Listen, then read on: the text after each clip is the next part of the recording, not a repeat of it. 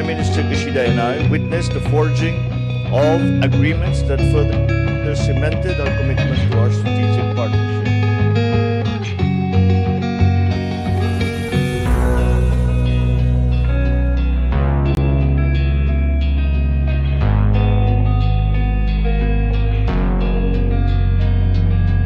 As we have discussed before, the importance to the Philippines of these new technologies that you are promoting around in Japan and now in the Philippines are very, very important. I do not need to illustrate or to explain the critical situation around the world when it comes to fuel supply, supply chain problems.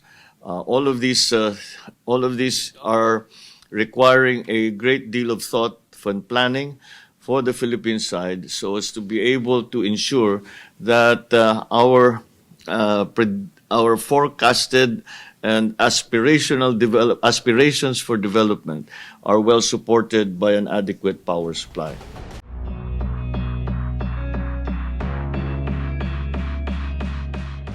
I believe that the confidence building sits as one of the main reasons why we have been organizing these roundtable meetings, not only here in Japan, but around the world.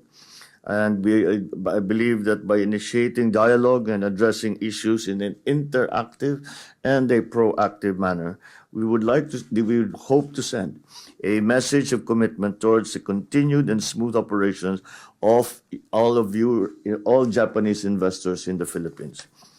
We aspire to become hubs of excellence for sectors where we have a natural comparative advantage. We want the country to attain the status as a regional hub for printers, wiring harnesses, and other electronic goods. This morning, we have met with 11 major Japanese companies that have investments in the Philippines. And the dialogue has enabled our Japanese partners to air their concerns and for us on the Philippine side to explain what we're doing to resolve their concerns. Has always been highlighted as one of the most important, traditionally most important areas for which development is become a critical part of our economic life. In my first State of the Nation address, I have identified the tourism industry to be among the top priorities of this administration, anchoring to the fact that during pre-pandemic times, it contributed 12.9, close to 13% of the country's gross domestic product. We are banking on this potential to reshape the industry to be one of the key economic drivers of the country. We are well on our way to recovery. This, I assure you, with more than 2.65 million foreign visitors we have welcomed last year, that exceeding the initial target of 1.7 million. But more than just being a major economic driver, we see the tourism industry to be a great pillar that fosters a deep love and pride of our country.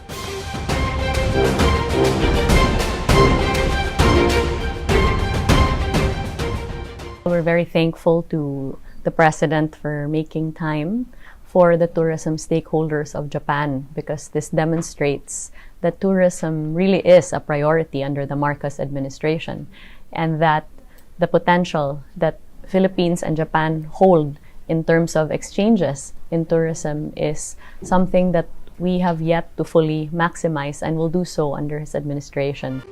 It will increase the economic activity in those three regions, and it will, of course, attract more foreign investors. Because in the past, we have underinvested in infrastructure. No? If I remember right, during the last 50 years, parang 2% lang ng GDP ang dinidevote natin sa ekonomiya. No? And as a result, we suffer in comparison with our Asian neighbors. Noong time ni Digong, we tried to start the build. No? So we devoted something like 5 to 6%. And ngayon pagpapatuloy pa natin. But with a twist, ngayon we will encourage the private sector to get involved in the Build Better More program of the President. Ang objective naman nun, because right now, marami na talaga tayong mga ready to implement projects. Ito, mga siguro easily around 200 ready to implement projects. And this is only part of that. Din ang ating Pangulo na mahalaga yung partnership between the ship owners and Filipino seafarers. Dahil sa ating kasaysayan, ang unang-unang OFW, sabi ng ating Pangulo, ay isang mandaragat o isang seafarer. Kaya doon naman sa Department of Migrant Workers, magbubukas tayo ng Japan Desk para lahat ng concerns ng mga Japanese ship owners, pati mga land-based employers dito sa bansang Hapon, ay diretso na sa amin sa Office of the Secretary at titiyakin namin na walang red tape at magiging maayos ang pagproseso. And yun ang tinatawag naman din ng ating Pangulo na dapat may whole of government approach sa pagtulong sa mga international partners ng ating bansa, lalo na ng ating mga OFWs. Kaya binanggit din niya na kaya nandoon si House Speaker Martin Romualdez at si Senate President Juan Miguel Zubiri para pakinggan at tumulong din sa executive branch sa pagpanday ng mga batas na makakatulong sa ating mga Filipino seafarers. It's always good to have this contact that we are having now, especially between our two parliamentary bodies, in the constant coordination and discussion between our two legislatures is an important part of the continuing relationship of Japan and the Philippines. Japan remains as one of our most important bilateral partners.